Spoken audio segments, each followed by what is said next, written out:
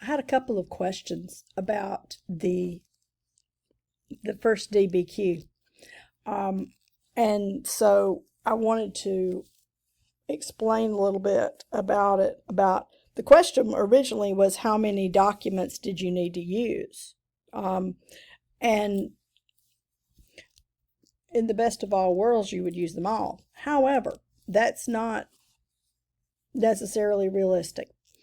There's some DBQs now that have as many as 10 documents. And that would be a challenge for me, and I've been teaching this course for 7 years. And it would be definitely a challenge for a history student, for a student in high school. That's just a given.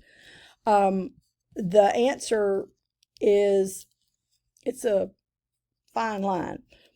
You want to use as many documents as you can, but you don't want to just throw them in for good measure just because.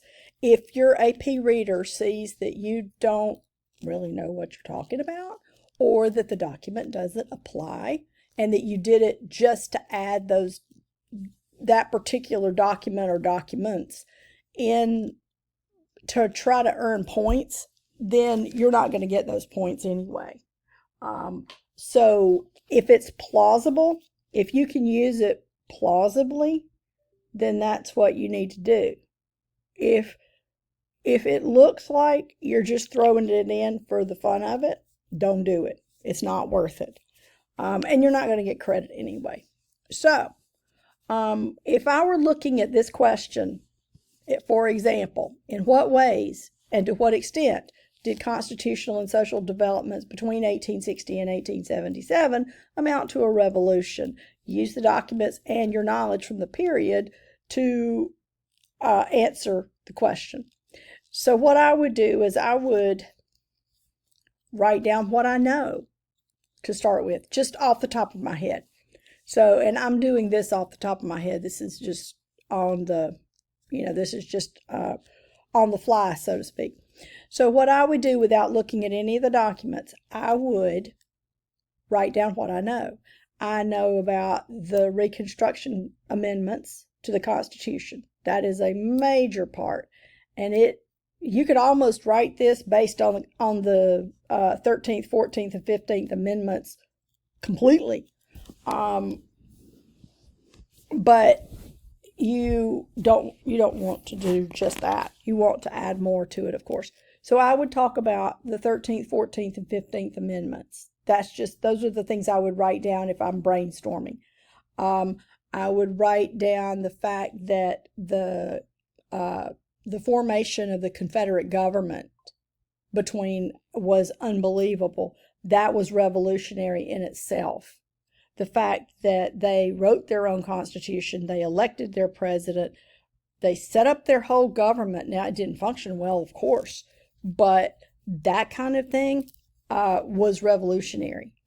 And you could liken it to secession, to the colonists in the American Revolution seceding from England in the American Revolution 90 years before.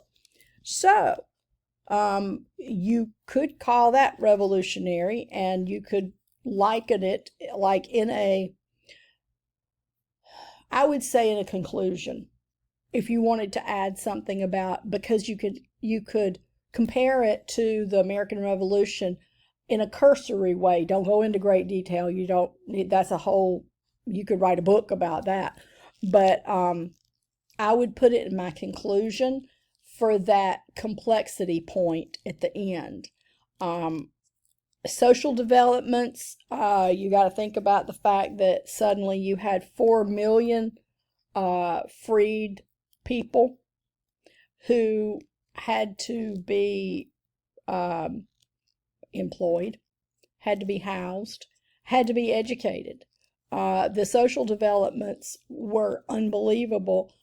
And you had an entire Southern white population that had basically their society turned upside down, and they had to try to learn to function in that way, and really they were trying to regain control of the situation. It was basically after the war and after the United States government pulled out of the South in 1877. You don't want to necessarily talk about that, but they reverted in the South to antebellum ways without technically calling it slavery. All the conditions were the same as far as oppression and discrimination, those kinds of things. But you have to realize that that's what happened. So throughout the Reconstruction period, which is 1865 to 1877, you've got the South undergoing extreme conditions of upheaval, even after the Civil War. So, I mean, you've got a war-torn area, and then you've got the upheaval of society in general. So what I would focus on would be the constitutional amendments, being the fact that the states had to rewrite their constitutions, their state constitutions. They had to formally include a ban on slavery in that constitution in order to be readmitted to the Union. So, in there, you could talk about the constitutional amendments at the federal level, but also the state constitutional conventions, and the fact that the requirement for readmission to the United States was you had to ban slavery in your constitution. And then all of the social developments. That's a good place to start anyway. So I would have all of those things in my brain, written down on a piece of paper too, of course, just to make sure you cover it all. And you've probably got more ideas. Likely you would get more ideas by reading your documents. And so you've got all of these documents to read. This is the South Carolina Declaration of Causes of Secession, 1860. Now, this is where they're saying this is why we're leaving in South Carolina. Then remember, South Carolina was the first state to secede, and it was late December, 1860. So then you've got the second document, John Sherman, and what you have to do is you have to read the source, because there's so much information that gives you a perspective on it. It makes the document make sense, but you've got to pay attention to those the fine print, so to speak. So this is Senator John Sherman. He's a Republican from Ohio. He makes a speech in Congress on the new banking and currency systems, and this is February 10th, 1863. So you've got that. The war is already underway, and it's not going well for the Union at the time. So you need to look at this document. And then you figure out, based on the brainstorming that you did, which ones of these documents will support those points. You don't really want to have a whole argument based on things that don't apply in your documents, because then you're not going to be able to cite your documents, and you want to add those up. You can also cite more than one document for the same point, for your same sentence, meaning not a point like a number point. You can write at the end where you put it in parentheses, you can put Doc A, Doc C, and then move on to the next part of your essay. Do not cite your sources in order, alphabetical order. That is just like a laundry list of documents, and that the AP readers want to see that you have synthesized all this information, you've put it all together, and you can make an argument with the documents to support it so that you're proving that you understand all of these concepts. You don't want to tell me what document C does. You don't need to mention document C or D or anything at the beginning of your sentence. All you have to do is cite it at the end. Your idea is to write your essay as if you are not using any documents and then go back and put those citations in. Okay? So you want to write your essay, and then you want to go back and figure out which documents support that.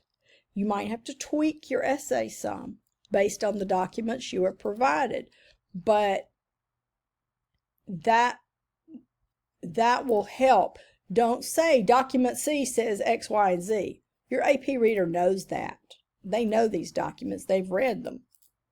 And so you just want to use those documents to cite your points, to put at the end of your sentences as a citation. Okay, I hope that makes sense. So for document C, petition from American citizens of African descent to the Union Convention of Tennessee, assembled in the Capitol at Nashville, January 9th, 1865. Now, this is a petition. Now, remember, the war's nearly over. So what you have to do is then you have to read the text and see what they are saying. There have been white traders in multitudes in Tennessee, but where, we ask, is the black trader? So what they're saying is they have been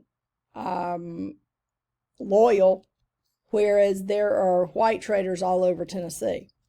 And you also have to remember that in the mountains, they didn't really have a dog in that fight, other than states' rights or loyalty based on region. You didn't have plantations in the mountains. There was not enough room, and their rocky soil was not a thing. There were small farms, and so people's families looked after their farms. They might hire an enslaved person here and there, but typically they didn't have plantations. And so you had many Unionists, meaning Union loyalists, in the mountains that they were quiet about it because their neighbors might come after them if they were radical Confederates. So it was not safe to talk about it if you were a Union supporter in the mountains in Georgia, Alabama, Tennessee, upstate South Carolina, in the mountains in North Carolina. You didn't want to be talking about that stuff out loud in public. So there were Unionists, and so you got to keep that in the back of your mind too. Even Mary Todd Lincoln had family members, relatives that were Confederates, and it split families. So you had half her family that was in support of the Union and half that were Confederates. So anyway, so document D, Gideon Wells, who's Lincoln's Secretary of the Navy, a diary entry dated May 9th, 1865. Now, Lincoln is gone by this point. You got to put all this in context because Lincoln died April the 14th-ish. And this is May the 9th. So he's writing a diary entry, okay? So you've got to go and look at that. Then you've got to look at the Freedom of Edisto Island petition to the Commissioner of the Freedmen's Bureau and the President for the opportunity to obtain their own land, Edisto Island, South Carolina, October 1865. Seriously, after the war was over. However, they're trying to get homestead land. These freedmen are petitioning the President of the United States for land so that they can farm. Okay, so you'd have to read that. So that is a social, obviously, that is a social development. Then you've got Senator Lot Merrill of Maine, a Republican, who has a speech in Congress February 1st, 1866. Now, we're not in, this is moving on towards radical Reconstruction rather than presidential Reconstruction. but you've also got the Civil Rights Act of 1866, which is what they're talking about. And that is absolutely revolutionary. He is accurate about that. So they're working on this congressional acts that are based on these new constitutional amendments. Now here's an image. This is a very famous image. The first vote, which was on the cover of Harper's Weekly. A.R. Wad drew this, November 16th, 1867.